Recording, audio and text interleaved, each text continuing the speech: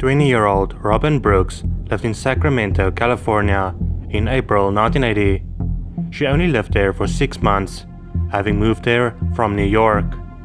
She picked up a job as a clerk at a donut restaurant called Donut Time. On April 24, 1980, Robin left her regular shift at Donut Time just after midnight. She was expected to meet up with her friends for a swim date, but she never showed up. The next day, Robin did not show up for work either. One of her friends got worried, so he went to her apartment. He forced his way in and found Robin's lifeless body in her bedroom. She was assaulted and stabbed multiple times. Investigators found DNA from the attacker at the crime scene. It was saved to a database but could not be matched to anyone. In 1980, there were no immediate suspects and the case went cold. Then in 2016, Sergeant Mickey Lynx turned to genetic genealogy to help solve his case. This led them to 71-year-old Philip Lee Wilson. At the time of the crime, Wilson lived less than 2 miles from where Robin lived. It is unclear if the two of them knew each other. Wilson faced assault and battery charges in Sacramento County in 1985. He also had run-ins with police in Texas.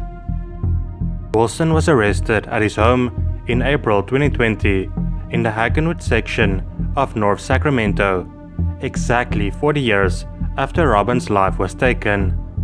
Wilson is being held without bail at a Sacramento County main jail. The Sacramento County Sheriff, Scott Jones, said, "We never forget about the victims. In fact, in many respects, that's all we think about. Sometimes these cases take a bit longer to solve than others, but none of them are forgotten. None of them are put on a shelf forever." Robin's sister Maria said, "Today is a bittersweet anniversary. This arrest hopefully will give hope to other victims of unsolved crimes. I know Robin is smiling and saying, 'Job well done.'" 54-year-old James Patterson lived in Magherafelt, Northern Ireland. On Sunday evening, October 6, 1991, James visited a friend at a Mid-Ulster hospital. That was the last time he was seen. He and his blue-green Ford Orion car just disappeared. There were widespread searches, but his whereabouts remained a mystery. His family was left not knowing what happened to their loved one. It was one of Northern Ireland's longest-running missing persons cases. Then on July 18, 2020, a car was spotted in the River Bann by a local search and rescue team. It is a popular touring and angling spot in New Ferry Road. The car was then pulled out of the water and was a blue-green Ford Orion, the same type of car that James Patterson was last seen driving in. Human remains were found inside the car and were identified as Mr. Patterson. The remains were released back to the family. Finally, a funeral service was held in Magherafelt. This was not the outcome the family would have been hoping for, but at least they now know. The circumstances of his passing are not being treated as suspicious. It seems like it was just a tragic accident. 17-year-old Jessica Baggen lived in Sitka, Alaska. On May 4, 1996, she finished celebrating her 17th birthday at her sister's house. Her parents' home was about a mile away, so she decided to walk. It was around 1 a.m., much later than her usual curfew, but she had permission to stay out later because she was celebrating. Initially, her parents weren't worried. They assumed she was still celebrating and lost track of time. As it got later, however, they feared that something might have happened to her, so they called the police to file a missing persons report. Jessica never made it home that night, and she was never seen alive again. 2 days after she went missing, the police found a blouse, a green Letterman jacket, some jewelry, and a sock near a bike path. All of these items of clothing belonged to Jessica.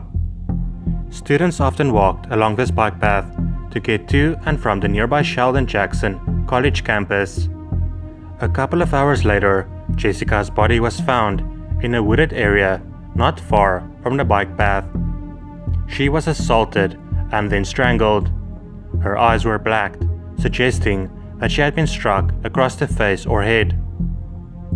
A man by the name of Richard Bingham, a janitor employed at a nearby college, confessed to the crime within a week. He knew significant details, but it would turn out that his confession was false. Richard would eventually be acquitted by a jury in 1997 for lack of physical evidence. Jessica's family hired a private investigator, but that yielded no results. Upwards of 100 DNA profiles were tested during the years, but no matches were found, and the case went cold. Then in 2019, investigators entered a sample of the suspect's DNA profile into a public genetic genealogy database and used the result to track down a promising suspect. They finally had a name: Stephen Allen Branch. In August 2020, officers went to interview the now 66-year-old suspect at his home in Austin, Arkansas, where he had relocated in 2010. Stephen denied any involvement and also declined to give a voluntary DNA sample to be tested against the profile found on the victim. Records show that Stephen Branch had committed an assault against another teenage girl in Sitka the same year Jessica Baggen's life was taken. However, he was acquitted.